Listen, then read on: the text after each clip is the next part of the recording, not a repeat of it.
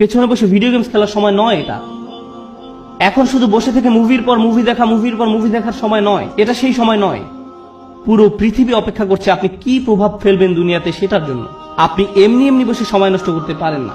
অন্যরা করতে পারে, ভালো, তাদের কোনো বৃহত্তর লক্ষ্য নেই, কিন্তু আপনাকে হতে হবে শ্রেষ্ঠ, কারণ আপনি এখন থেকে প্রভাব সৃষ্টি করা নেই চিন্তা করেন।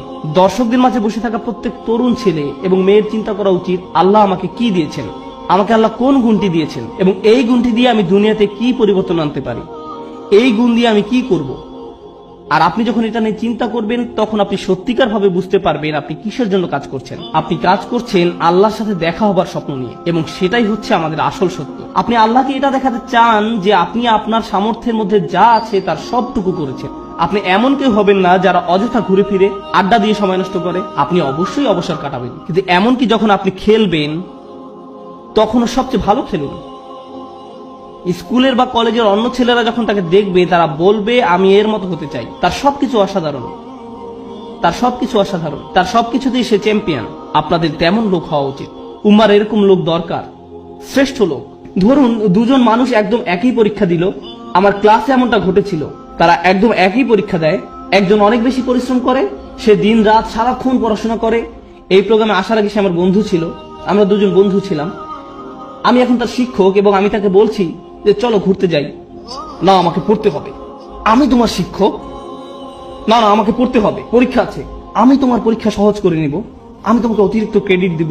না, আমার পড়া আছে। এই মানুষটা দিন রাত দিন রাত দিন রাত পড়াশোনা করে। আমি জানি যে সে কি পরিমাণ চেষ্টা করলো, তার প্রচেষ্টার কথা আমি জানি। কিন্তু জানেন, সে তার ক্যারিয়ারে খুব উজ্জ্বল, ব্যবসায় এত দক্ষ, পেশাগতভাবে ভীষণ চটপটে ছিল। কিন্তু ব্যাপারটা এমন যেন আল্লাহ তাকে আরবি শেখার জন্য তৈরি করেনি। সে যত বেশি শিখুক না কেন, সে বেশি নম্বর তুলতে পারতো না। কোন মতো পাশ করতো, কোনো মতেই পাশ করতো প্রতিবার। আর তার পাশের ছেলেটাই অতিরিক্ত প্রতিভাবান, আমার দেখা সবচেয়ে অলস এক মানুষ। সে ক্লাসে সারাক্ষণ ঘুমাতো, কিন্তু সে প্রত্যেকবারে 99 বা 100 পেত। এতে আমার খুবই রাগ হতো। আমি সেই ছেলেকে শূন্য পেতে দেখতে চাইতাম।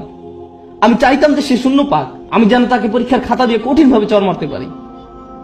আর যেই মানুষটা পড়তে পড়তে নিজেকে শেষ করে দিচ্ছে, সে পরীক্ষায় ব্যর্থ হচ্ছে। শিক্ষক হিসাবে আমি হতাশ হয়ে গিয়েছিলাম। সেই ছাত্রের অবস্থা তাহলে কি চিন্তা করুন। শিক্ষক হিসাবে আমি হতাশ। কিভাবে সম্ভব যে এই ছেলেটা কোনো চেষ্টাই করে না আর সে ভালো ফল পাচ্ছে, এবং এই মানুষটা যত ধরনের চেষ্টা সম্ভব করছে আর সে কোনো ফলই পাচ্ছে না। মনে হতো যেন এটা অন্যায্য। কিন্তু জানেন কি, যখন এই দুই মানুষ আল্লাহর সামনে এসে দাঁড়াবে এবং দুজনই বলবে যে আমি আল্লাহর জন্য আরবি শিখেছিলাম, হে প্রভু, আমি আপনাকে সন্তুষ্ট করার জন্য আরবি শিখছিলাম, আল্লাহ তখন বলবেন দেখি তোমরা কি করেছো। তাদের মধ্যে একজন দেখাবে 99 আর একজন দেখাবে 20 নম্বর। সেদিন আল্লাহর কাছে কোনটা বেশি মূল্যবান হবে? ও, সেই 20 নম্বর অমূল্য। সেদিন এটা মূল্যাতীত, কারণ আল্লাহ খাতার নম্বর দিয়ে মূল্যায়ন করেন না। তিনি কি দিয়ে মূল্যায়ন করেন? প্রচেষ্টা দিয়ে। সেই 99 এর মূল্য সেদিন হবে খুব খুব খুব কম, কারণ এটা পাওয়ার জন্য তাকে খুব বেশি চেষ্টা করতে হয়নি। তাকে খুব বেশি চেষ্টা করতে হয়নি। আল্লাহ এভাবেই বিচার করেন। এটা পুরোটাই গুণগত মান সংক্রান্ত, পরিমাণ সংক্রান্ত নয়।